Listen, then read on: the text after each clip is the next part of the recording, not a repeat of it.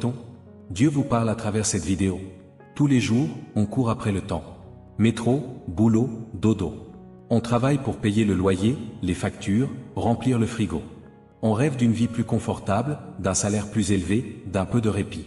Mais au fond, après tout ça, pourquoi vit-on vraiment? Punaise pour l'argent? C'est vrai, sans argent, on ne peut rien faire. Mais est-ce que l'argent suffit pour être heureux? On peut avoir une belle maison et s'y sentir seul. On peut avoir un compte en banque bien rempli et être anxieux en permanence. On peut tout posséder, et pourtant, ressentir un vide inexplicable. Punaise pour le plaisir? Voyage, sortie, resto, soirée entre amis. Ça fait du bien, mais ça ne dure pas. Après l'excitation, après l'euphorie, on retrouve la même question. Et après? Punaise pour la famille, les enfants? Fonder une famille, c'est beau. Mais les enfants grandissent, prennent leur envol, et on se retrouve à nouveau seul avec soi-même. Et là encore, la question revient. Pourquoi suis-je ici? Ampoule électrique alors, quel est le vrai sens de la vie? Livre ouvert, la Bible dit, « Et que sert-il à un homme de gagner tout le monde, s'il perd son âme ?» Matthieu 16h26, livre ouvert, Dieu dit, « Grâce à la souveraineté et à la prédestination du Créateur, une âme solitaire qui a commencé sans aucun gain propre gagne des parents et une famille, la chance de devenir membre de la race humaine, la chance d'expérimenter la vie humaine et de voir le monde. Cette âme gagne également la chance d'expérimenter la souveraineté du Créateur, de connaître les merveilles de la création du Créateur, ou en plus de cela, de connaître l'autorité du Créateur et de s'y abandonner. Pourtant, la plupart des gens ne saisissent pas vraiment cette occasion rare et éphémère.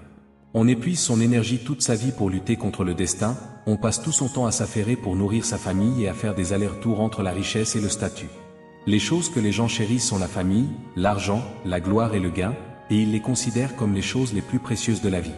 Tous les hommes se plaignent d'être malheureux, mais continuent à refouler au fond de leurs pensées les questions qu'il est plus impérieux d'examiner et de comprendre. Pourquoi l'homme est en vie, comment l'homme devrait vivre, ce que sont la valeur et la signification de la vie. Ils passent leur vie entière, quel qu'en soit le nombre d'années, à simplement courir à la recherche de la gloire et du gain, jusqu'à consommer toute leur jeunesse, jusqu'à ce qu'ils grisonnent et soient ridés, jusqu'à ce qu'ils voient que la gloire et le gain ne peuvent pas les empêcher de sombrer dans la sénilité, que l'argent ne peut pas combler le vide du cœur, jusqu'à ce qu'ils comprennent que personne ne peut échapper aux lois de la naissance, du vieillissement, de la maladie et de la mort, que personne ne peut échapper à ce que le destin lui réserve. Ce n'est que lorsqu'ils ont à affronter le dernier tournant de la vie qu'ils comprennent vraiment que même si l'on possède une grande fortune et d'importants capitaux, même si l'on est privilégié et de rang élevé, on ne peut quand même pas échapper à la mort et l'on doit retourner à sa position d'origine, une âme solitaire, sans rien qui lui soit propre. Quand les gens ont des parents, ils croient que leurs parents sont tout. Quand les gens ont une propriété, ils pensent que l'argent est leur pilier, qu'il est leur moyen de subsistance. Quand les gens ont un statut, ils s'y accrochent fermement et ils risqueraient leur vie pour lui. Ce n'est que lorsque les gens sont sur le point de quitter ce monde qu'ils se rendent compte que les choses qu'ils ont passé toute leur vie à poursuivre ne sont que des nuages qui passent, auxquels ils ne peuvent s'accrocher, qu'ils ne peuvent pas emporter avec eux, qui ne peuvent pas les exempter de la mort, qui ne peuvent pas accompagner ni consoler une âme solitaire sur son voyage du retour. Ces choses-là peuvent encore moins sauver quelqu'un ni lui permettre de transcender la mort. La gloire et la fortune que l'homme gagne dans le monde matériel lui procurent une satisfaction temporaire, un plaisir éphémère, un faux sentiment d'aisance, et fait que l'on s'égare. Les gens passent leur vie à courir après l'argent et la gloire, ils se raccrochent au moindre espoir, pensant qu'ils sont leur seul moyen de soutien, comme si, en les ayant, ils pouvaient continuer à vivre et être dispensés de la mort. Mais ce n'est que lorsqu'ils sont sur le point de mourir qu'ils se rendent compte combien ces choses sont distantes d'eux, combien ils sont faibles face à la mort, combien ils volent facilement en éclats, combien ils sont seuls et impuissants, sans nulle part où se tourner.